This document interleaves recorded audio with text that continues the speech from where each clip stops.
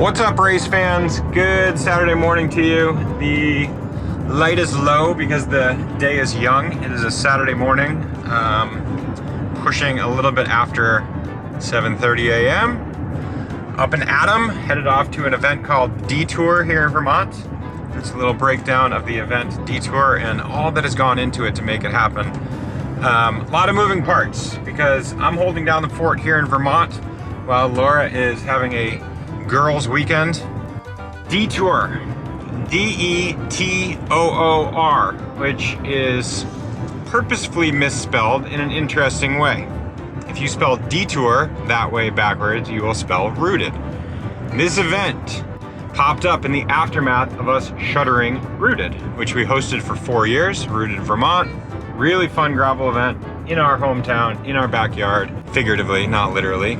Built the event up to about 1,200 people. We continue to hear to this day how much fun it was, how many people would love for us to bring it back, how many people developed friendships and community, to use the word that is very popular in the gravel world, as a result of this ride. Laura and the team built up something really, really special with Rooted.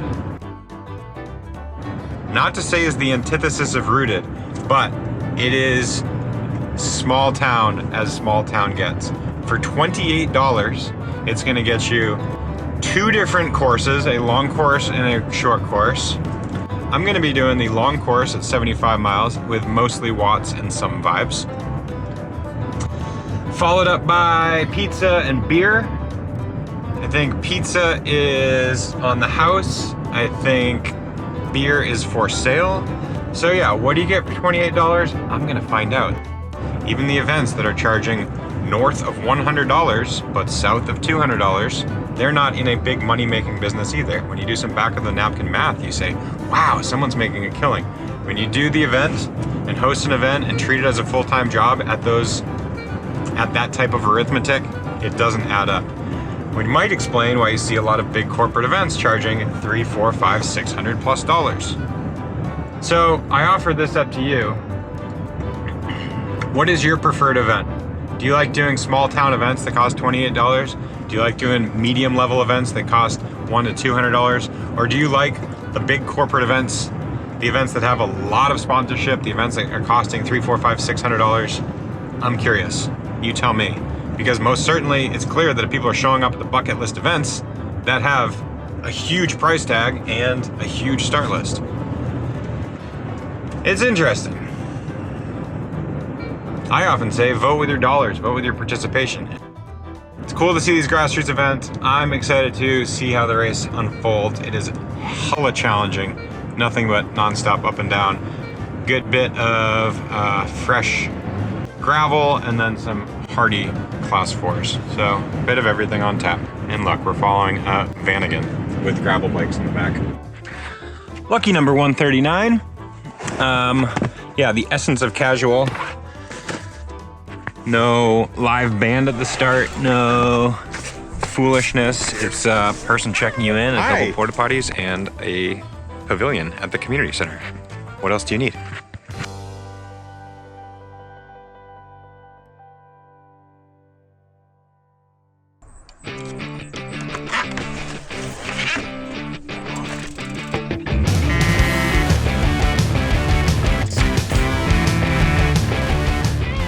Bottles on, air in the tires, number on, and a 4-minute warm-up. Thanks to the Fairfield Community Center. Thanks to all of you. Thanks for your $28. That was pretty cool too. And just so stoked to be here. I got a couple quick announcements. Day, dear. Happy birthday, Tony. That's right, happy birthday, Tony. Happy birthday to anyone who has celebrated their birthday with a bike race. That's pretty cool. Pretty decent chance that if you line up at a bike race, it's somebody's birthday, either that very day or the week leading up to the weekend race. Anyway, here we are rolling out neutral and hit the gravel in just a short second. I got a map top left, also top right, but you see the whole 75-mile loop. You got the elevation profile on the bottom. Power top center. Some other interesting bits of data out there. Here's the early shaking out of the race. This is my handheld drone, also known as a camera that I'm holding. Here we are going up to one of the first climbs, and yeah, you can see a quick separation. So ultimately, I got a pretty strong half dozen riders up here. I am particularly fond of this vantage point and this area in general. This is just a beautiful section of the state. We're in sort of north central Vermont. I took this, it's the same area. I love that vantage point. I loved descending down at the barn. Up to the north there, you probably see mountains of southern Canada. So here we are. This is a little bit later in the race. Alden Copley is the fella in front of me, and I want you to pay particular attention to him because every time he would get to the front, I would then look down at my power meter and I see that I'm doing 400, 500, 600 plus watts. The dude was a watt monster. We're going up a steep grade here, okay, but yeah, it's just wild to constantly be seeing the power that he was spewing out just to stay on his wheel. I was spewing out to stay on his wheel, so that when you get this point in the race and I'm pulling through, it's funny to drop my power to a mere 350 as I pull through, just so I can get a little rest and relaxation by pulling through. Anyway, further on in the ride, the two of us have ridden off the front. We're going up a pretty steep grade. As you can see in the bottom center, we're going up sort of a 3-step series of hills. And then on to, a lot of folks will ask, what are Vermont Class 4s? The designation of a Class 4 is often historic, but it is an unmaintained road. So these roads go back to the days of yore. Picture taking your horse and buggy on these, or whatever the case. But they're really antiquated roads, big rocks. Through the winter, you see fat bikes, you see snowmobiles, but largely just covered with snow. You really do need to pick your line. I'm running Rene Harris, I want to say I was on the 44 corkscrew climb in Endurance Plus casing. So I'm very confident on these tires that I can sort of take a poor line and the tires are still going to stand up because they're so dang strong. But that said, it's not the worst idea to pick a deft line. Here's again Alden on the front, and then Griffin Larson's just pulled through. Local ripping skier, excellent gravel and mountain bike cyclist from the area. Fun to duke it out with Larson week in and week out all throughout the summer. So the Class 4 is sort of segued here to more of a driveway feel, but this gives you an idea of what the course was like. Fast forwarding a little bit here, a couple of right-hand turns. There's one more coming up shortly. And the whole point of this is we start this descent. So now we're descending, as you see in that elevation profile, based on that vertical yellow line. You're coasting down this hill. You got to pick a line. We're mid-20s. Okay, slowing down here a little bit. But what I notice in the race, in one of these longer descents, is I'm on the brakes more than I prefer to be.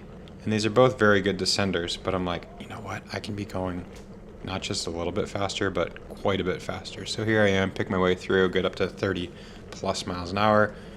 Take a peek over my shoulder, and I see that in doing so, I've sort of opened up a pretty wide gap.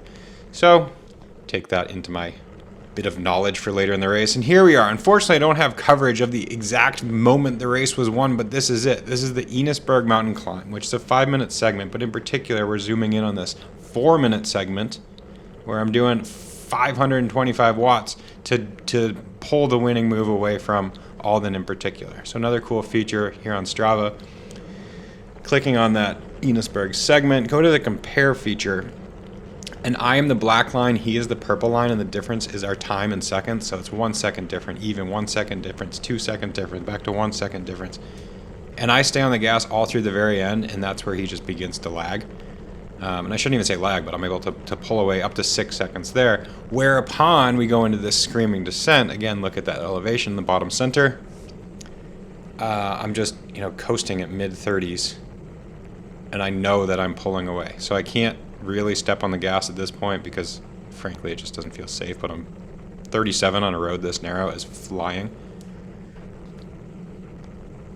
And I know I'm just pulling away, so what? We're 31 miles into a 75-mile race, and I'm thinking, okay, this might end up being a pretty long day of solo bike riding. But that's what I love about these sort of local races. I'm able to try out different tactics and see how my 40-mile breakaway prowess is. Look at that speed, bottom left, getting up to, I want to say I hit 50 miles an hour on this descent. So moving pretty dang quick.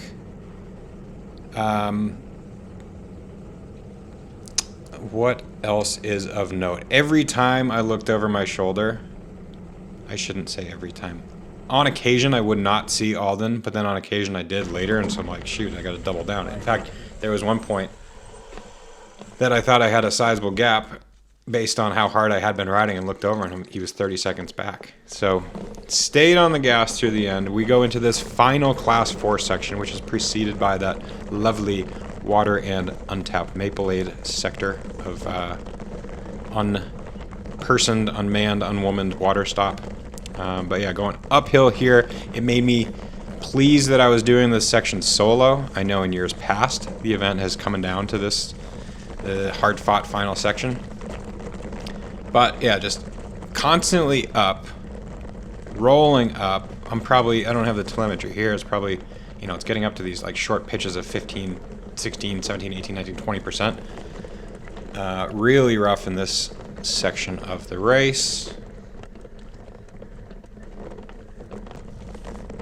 Yeah, Alden, Brooklyn-based rider, but a Vermonter by birth and by where he was raised. He definitely kept me honest and kept me working really hard, and Griffin as well. So just sort of more of the same. I'm showing you that I'm actually kind of creeping here because I'm just trying to safely get through it. I know that, again, I don't have the telemetry. It's this final pitch and then probably a 3-mile screaming fast descent down to the finish. Class 4s, man, like, come visit Vermont. So this is a shot of the final fast descent. Again, pick your line because some of those are, call it tire eating rocks.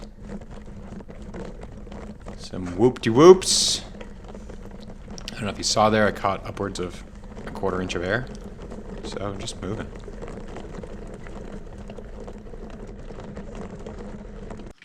So the race-winning picture, having just crossed the line, having just got my race-winning scratch ticket. There's the podium, all on flat ground. Is back to the humble minivan, off with the aero socks, job done. Keep my ankles fast. So, there you have it, that is Detour. What are the frills that you get for this event? You get a bike ride, you get a number, you get a post-ride lottery ticket, you get a pizza, and then you have the ability to buy beer afterwards. There's a grocery store and gas station across the street where you can buy some post-ride ice cream. Aid station along the way, no course marking, no frills. So my question to you is, what type of event do you prefer to do? Do you like the lifetime events? Where you get a $375 entry fee, everything covered, really well organized expo, get a t-shirt, you get all the swag, get a swag bag full of all sorts of stuff. So what does that amount to? A lot of staff, as opposed to something like Detour, which has probably 3 volunteers, 4 volunteers. And I'm not being critical one way or the other. Like, there's a reason that the tip-top events have massive entries, and they're sold out year after year. They're fun events, they're bucket list events, they're the bread and butter events in which I attend, the other pros attend, products are launched, names are made. So don't bite the hand that feeds you. I recognize the importance of them. I also completely adore grassroots events. I enjoy the camaraderie. I enjoy testing out racing tactics. I enjoy leaving my house 90 minutes before a race so that I can get there in time and still be on the start line without a problem, including forgetting my coffee and having to stop for a coffee. Problem solved. I like how I'm gonna split here shortly and I'll see my kids. So, 4-hour opener complete. See you tomorrow. Good morning. It is an early Sunday morning. Played tag with bikes and we took the gravel bike off the car, put on the mountain bike for today's adventure.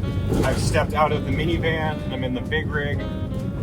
I suppose the only thing the same is that we have the same sitter as yesterday.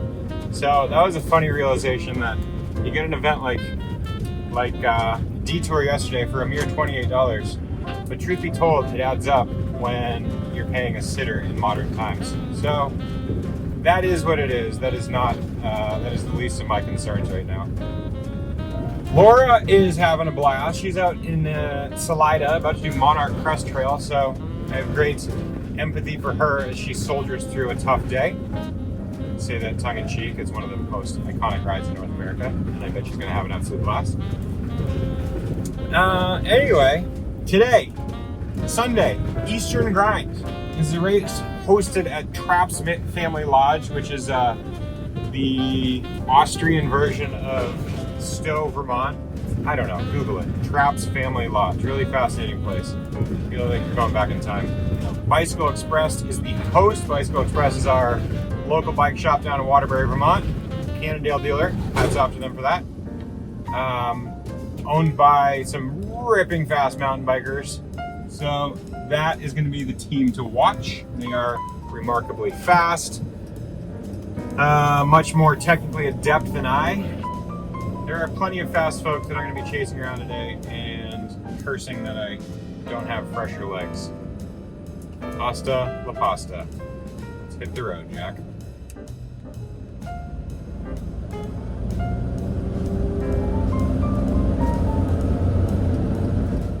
Up and at 'em and off to Stowe, Vermont. Beautiful destination in sort of northeastern Vermont. The rig is ready to go. There's a Cannondale scalpel. 5, 4, 3, 2, 1, go! Oh goodness, I don't know if you caught that. But yeah, I was a little bit quick off the line. And even quicker off the line, there goes Jackson Malone, New Hampshire resident. He is off like a rocket ship, and there goes Caden Frost just in front of me. So, excuse me, these three, myself included, become the race. There's a very strong group. There's probably a half dozen who are capable of winning today, but the three of us get separation on that first climb, which you see in the bottom center. So this race, as we fast forward a little bit, this race is a fundraiser for the Bicycle Express local bike shop junior team. They've developed a heck of a lot of talent. Some guys are racing on the national and international stage right now, so definitely have a really cool pipeline of mountain biking here in New England. I draw attention to this particular section just to showcase sort of what New England mountain biking there at Traps is all about. A little bit man-made, a little bit very natural. A handful of features. We're going to fast forward just a little bit across this wooded section as we crest the top of that little climb again that you see. So overall the course is 2 laps, as indicated by that profile at the bottom.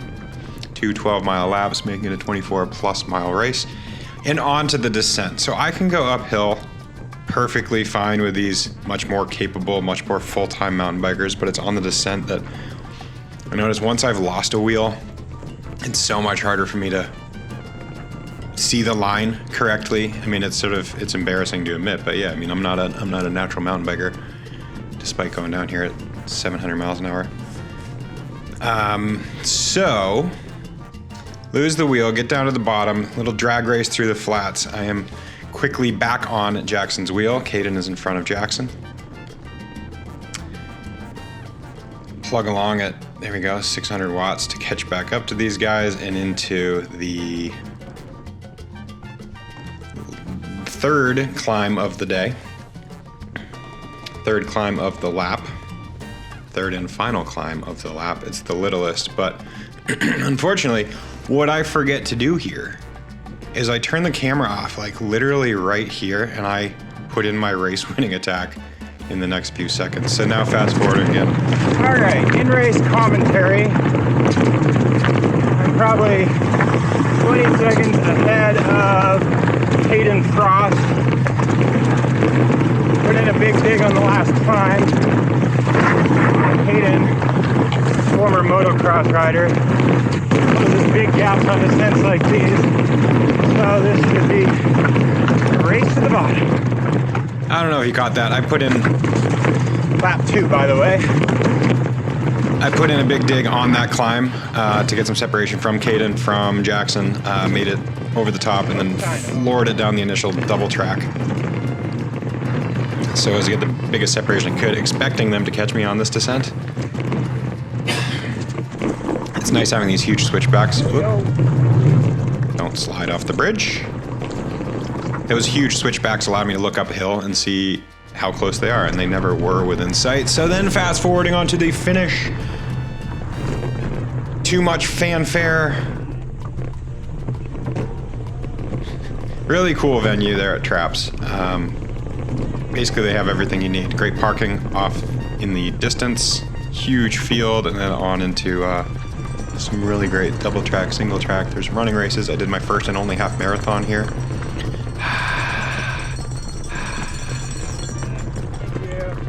Traps is a renowned Nordic ski venue.